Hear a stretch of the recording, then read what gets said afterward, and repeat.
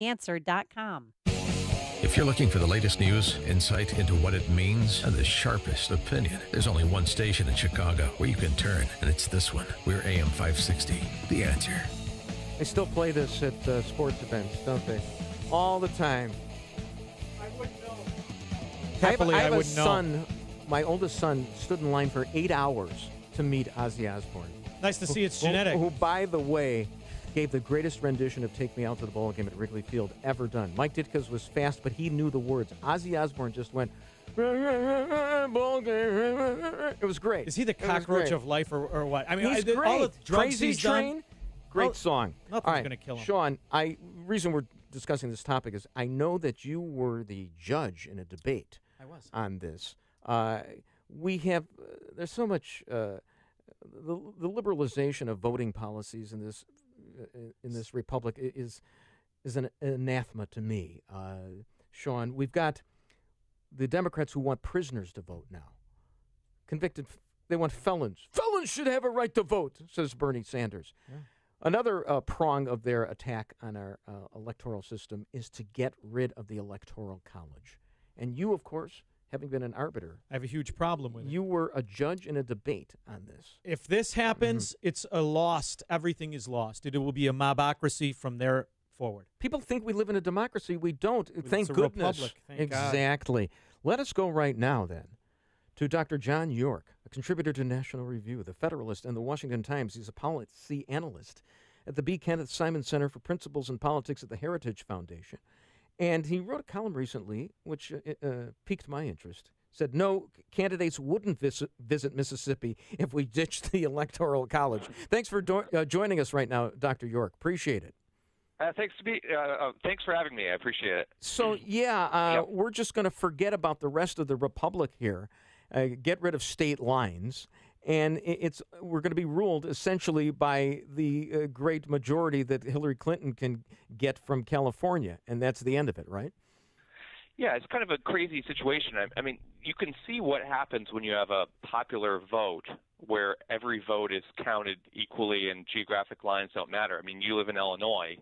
How much do governors visit Galesburg as opposed to Chicago or New York City? How much does that govern New York politics? I mean, basically, you create a system wherein the major population centers attract all the attention before the election, and as a result, all the attention thereafter. So I don't think we want that on a national basis. Now, Dr. York, I'm going to write a similar article, and I'm going to title it, How to Prevent the Stampede of the Useful Idiot. Because when people want to take away the Electoral College, what they're basically what they want to implement is the fact that the least knowledgeable voter can throw away the vote of the most knowledgeable, and that the mobocracy that the founders were afraid of could truly sweep the country with, as if we don't have bad policies now. I think it would take about 6 minutes for us to be completely socialist if we did not have an electoral college. Am I wrong? Well, it is already the case that you have the New York and California with an outsized number of electoral college votes. They all go to the Democrats. We have Texas in our corner, I suppose, but I think to have the major population centers governing election over election over election, because swing states shift, but what don't? The population centers. So you'd have really New York, L.A., Chicago, I suppose, and a few cities in Texas really getting the lion's share of the attention. And I guess, in a way, the useful idiots become even more idiotic because the great majority of the nation wouldn't get any attention at all. They wouldn't know there was an election except for if they checked on Wikipedia, I guess. I don't know. And in fact, isn't this really because they're panicking at the fact that people like myself, so I'm here in Illinois, I'm a real estate broker in South Florida, and I'm moving to South Florida because I need my vote to matter. What they try to do is to stop that from happening. That the rumor of, these red states are becoming blue, that's only a rumor. What's happening is the ramification of their failure is chasing the good citizens to good states, and they're panicking, don't you think? Oh, absolutely. I mean, the idea of federalism is that you can have, there's a lot of advantages, but one of the major advantages is the one you just point to, that various states can try out various policy regimes, and we can see what works. And look around the country; it's pretty obvious what works. Compare Florida or Tennessee to New York or Illinois. I mean, the fiscal state of red states is much superior, and that's why it's really important to continue to support federalism. And the Electoral College does that because it gives even less populous states some heft in the selection of the president. Yeah, you know, we have this thing called the Bill of Rights, which immunizes us from the whim of the populace. We have the states, which are supposed to be a bulwark against the federal government. We have the family, which protects us against the state. People don't recognize that anymore. We're all supposed to just melt together, and we are called the United States of America. They want to get rid of the term states. I think if you actually saw this come into being, the elimination of the Electoral College, I think that secession might follow.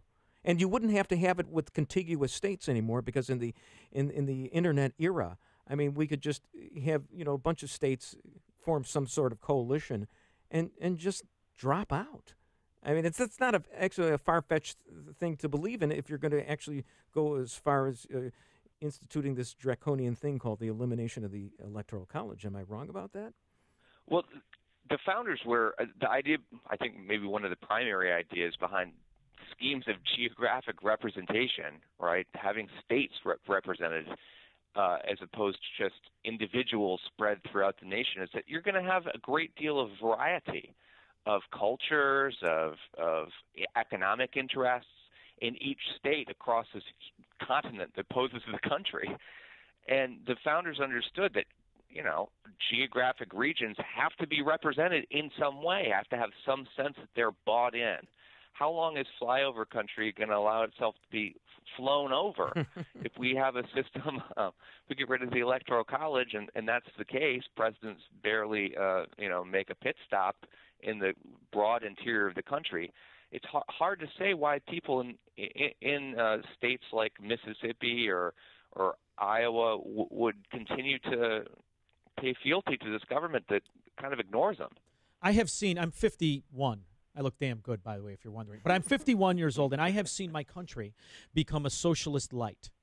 I am sorry, I don't think we are even close to having the caliber or the integrity or the fundamentals and principles of freedom and liberty that we were supposed to have. My question to you is, do you see us winning now that this has been at the forefront since Trump won? Do you see us winning or losing? Because my fear is we are on such a trajectory that we will, in my lifetime, be socialist. I mean, don't get me wrong. After the day I'm gone, I really don't care what happens. But I want it to last while I'm here. What do you think? Gosh, when you look at the generations coming up, the quote-unquote millennials, and I know it's the most cliche thing in the world to bag on millennials, but they really do seem to be far to the left of the generations that have come up. And there is some people will say as you mature and get a home loan and have kids, you become more conservative. I don't actually know if that's the case. It didn't seem to me that the silent generation or the greatest generation gave up on the New Deal or thought that was such a bad idea, or people in the baby boomer generation decided that foreign interventions were a good idea. It just seems like the next generation is even more liberal, so they seem conservative by comparison. So that's a scary thing. I got to tell you, I think we need to do a lot better job convincing generations coming and people coming from foreign lands that there's something special about this country. It needs to be maintained. Well, remember, the millennials didn't experience the 20th century. So they don't know how many times you have to fail and how many millions you have to Grandparents slaughter. like you spoiled them. You ruined everything. Your whole generation stinks. The greatest generation, I remember Florence King saying, the problem with the greatest generation is that they were also the most permissive generation. So they created me like the baby boomers, and now we've created these ungrateful millennials. So, we're going to hell in a handbasket, but it's good to go with you, Dr. John York. Thanks so much for joining us. We appreciate it. Thank you, Dr. John York. Thanks for having me. I appreciate it. Bruce Wolf and Sean Thompson in for Dan and Amy on AM 560. This is the morning show more Chicago radio listeners are choosing. This is Chicago's Morning Answer on AM 560.